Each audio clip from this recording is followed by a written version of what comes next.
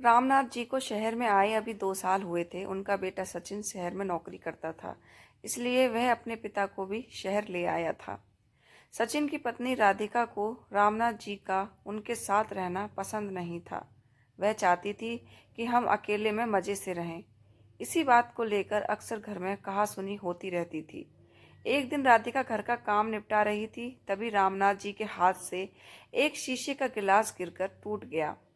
राधिका को बहुत गुस्सा आया। वह बोली, बाबूजी, आपको दिखाई नहीं देता कि मैं सारा दिन घर का काम करती रहती हूँ और आप नुकसान करते रहते हैं। अब कौन यह समेटेगा? राधिका की बात सुनकर रामनाथ जी बोले, बेटी, मैं साफ कर देता हूँ। यह कहकर रामनाथ जी कांच के टुकड़े समेटने लगे। तभी एक कांच उनके पैर में चुभ गया। खून की धार फूट पड़ी। रामनाथ जी ने किसी तरह कांच का टुकड़ा पैर से निकाला और बहू को आवाज दी। राधिका आई और खून देखकर चिल्लाने लगी, ये क्या किया? सारा फर्श गंदा कर दिया। दवा लगाइए इस पर। जाइए अपने कमरे में। मेरा काम और बढ़ा दिया। रामनाथ जी लंगड़ाते हुए अपने कमरे में पहुंच गए। सामने टेबल पर उनकी पत्नी की फोटो रखी हुई थी। उसे देखकर उनकी आंखों में आंसू आ गए। जब वह जिंदा थी तो रामनाथ जी को कभी एक गिलास पानी नहीं लेने देती थी। उनका बहुत ख्याल रखती थी। शाम को जब सचिन घर आया तो राधिका ने उसे सारी बात बता दी। सचिन पापा के कमरे में गया और बोला, पापा, मुझे लगता है आपको यहाँ लाना ही नहीं चाहिए था। आप एक जगह चैन से बैठ नहीं सकते क्या? रामनाथ जी कुछ नहीं बोले, बस चुपचाप बैठे रहे। कुछ देर बड़बड़ाकर सचिन बाहर चला गया। रामनाथ जी कहीं अतीत में खो गए। जब सचिन पैदा हुआ था, उन्होंने पूरे गांव को दावत दी थी। उनकी पत्नी यशोदा ने बहुत लाड प्यार से सचिन को पाला था।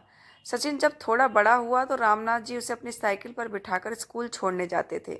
गांव से दूर बड़े से स्कूल में उसका दाखिला करवाया था। दोपहर को खेत में काम करते करते हमेशा घड़ी देखते रहते थे। जैसे ही सचिन की छुट्टी का समय होता था, उससे पहले ही स्कूल के गेट पर पहुंच जाते थे।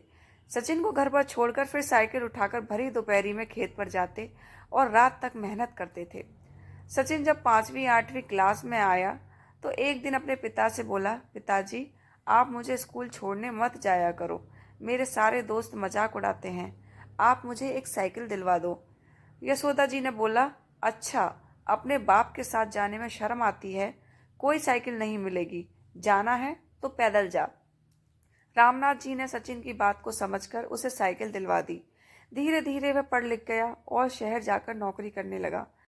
रामनाथ जी से अब काम नहीं होता था। सचिन हर महीने कुछ पैसे भेज देता था। एक दिन सचिन गांव आया और उसने बताया कि उससे एक लड़की पसंद कर ली है और वो दोनों शादी करना चाहते हैं, लेकिन वह आप लोगों को शादी में नहीं बुला सकता। शहर की शादी में आप लोग सही नहीं रहोगे।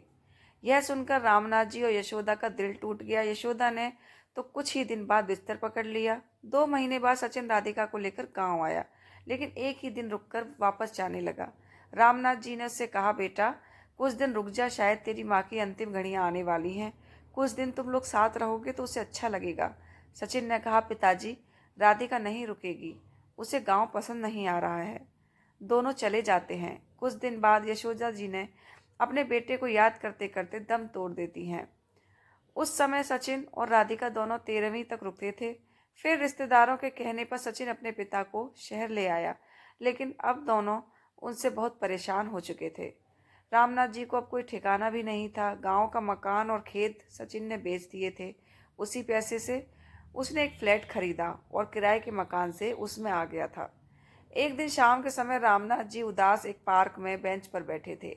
उनके जीवन का अब कोई मकसद नहीं था। तभी उन्होंने देखा 3 4 उनकी उम्र के लोग वहीं पार्क में बैठे हंस रहे थे। सभी एक दूसरे से मजाक कर रहे थे। रामनाथ जी को यह देखकर अपने गांव की याद आ गई। गांव की चौपाल पर वे भी गांव वालों के साथ अपने सुख दुख बांटते थे। इसी बीच किसी की आवाज़ से उनका ध्यान भटका। उन्होंने नज़र उठाकर देखा तो उनमें से एक सज्जन उनके सामने खड़े थे। वे रामनाथ जी से बात करने लगे। उन्होंने अपना नाम राजेंद्र बताया। उन्होंने कहा, आप भी बहू बेटे से परेशान हो? रामनाथ जी ने कहा, नहीं नहीं, ऐसी कोई बात नहीं है। यह सुनकर राजेंद्र जी हंसने लगे। अरे भाई, हमसे कुछ छिपा नहीं है। हम सब भी अपने घर वालों से परेशान थे, लेकिन आज देखो हम कितने मज़े में हैं। यही पास में एक आश्रम है, वहीं रहते हैं। जो मन में आए वो करते हैं।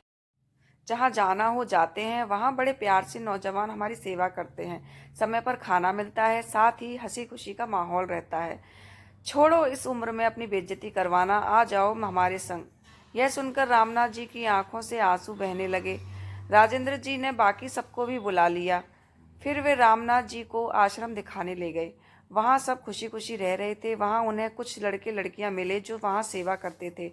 उन्होंने बहुत प्यार से रामनाथ जी की सारी बात सुनी और उनसे कहा, दादाजी आप हमारे आश्रम में आ जाइए। यहाँ हम आपकी इतनी सेवा करेंगे कि आप अपना दर्द भूल जाएंगे। रामनाथ जी के लिए यह सब बिल्कुल अलग था। गांव में तो ऐसा कुछ नहीं था। अगले दिन वे अपना सामान लेकर घर से चल दिए। उन्होंने सचिन और राधिका को कुछ नहीं बताया और आश्रम पहुंच गए। वहां जाते ही उनका स्वागत हुआ। अब वे वहीं रहते हैं। वहां उन्हें बहुत आदर सम्मान के साथ नाश्ता, खाना और पैसे भी मिलते थे। अब वे भी उस ग्रुप का हिस्सा थे जहां केवल खुशियां बांटी जाती थीं।